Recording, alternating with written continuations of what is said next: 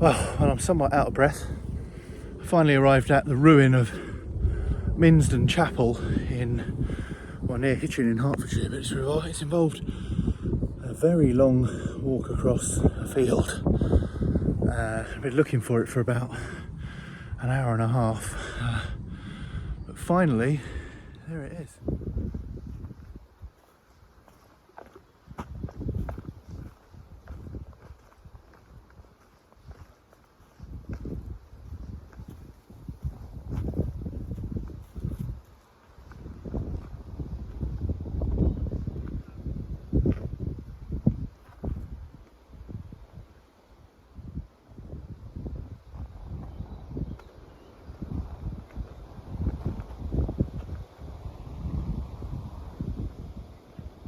Minsden Chapel is a flint-constructed shell of a former chapel that was built in the 14th century. Despite its fairly remote location, it was regularly used for services until the late 17th century, when it was abandoned. But the crumbling relic's story did not end there, and, in most ways, it got more interesting from then on. Shortly after the church was abandoned, it began to fall apart, or was ripped apart by thieves who ransacked chunks of it for building materials. The resultant ruin then became more and more unstable and unsafe. However, despite its dilapidated state, it still played an important role in providing a place of worship for nonconformists led by Daniel Skingale, who could boast a large congregation of around 300 in the 18th century. However, the dangers of loose masonry were ever present and, it seemed, the man upstairs was not around to avert disaster.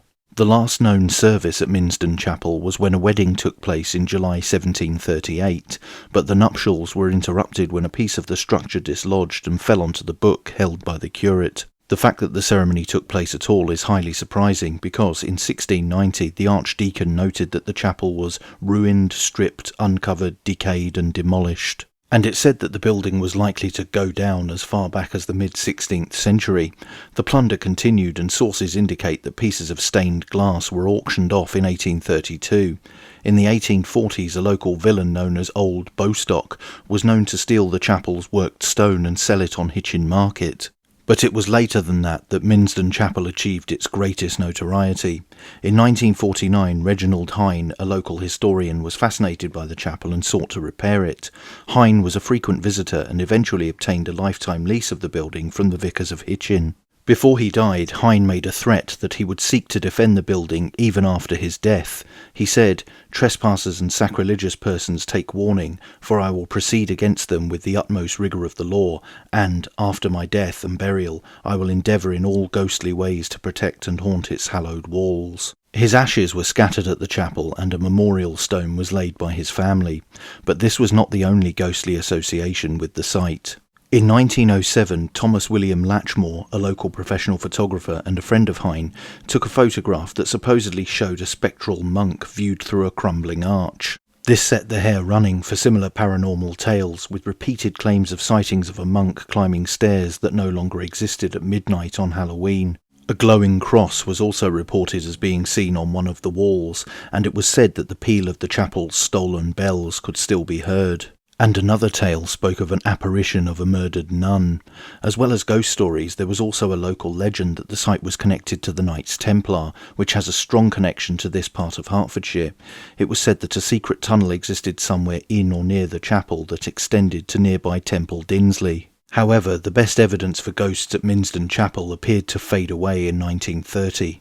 Latchmore admitted to occultist writer Elliot O'Donnell that his famous photo was a hoax. He had created it as an initial experiment with double exposure techniques. Latchmore never revealed the identity of his accomplice, who had posed in monastic garb, although the suspicion is that it was none other than Reginald Hine.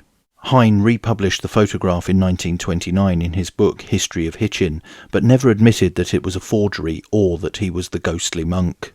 In the late 1940s, the location was visited by the renowned alleged ghost hunter Peter Underwood, who spent the night there. Underwood claimed to have heard distant music and a glowing white cross on the wall of the chapel.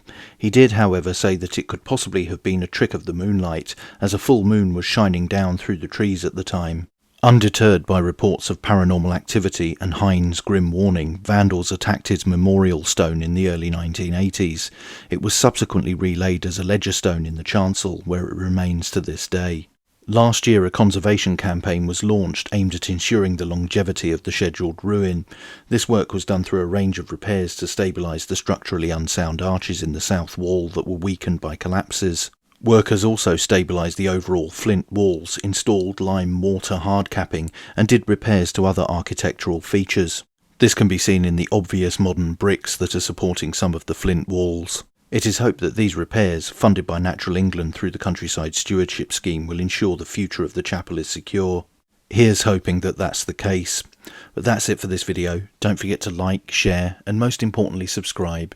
And you can also support the channel on Subscribestar via the link in the description. Thanks for watching. Bye for now.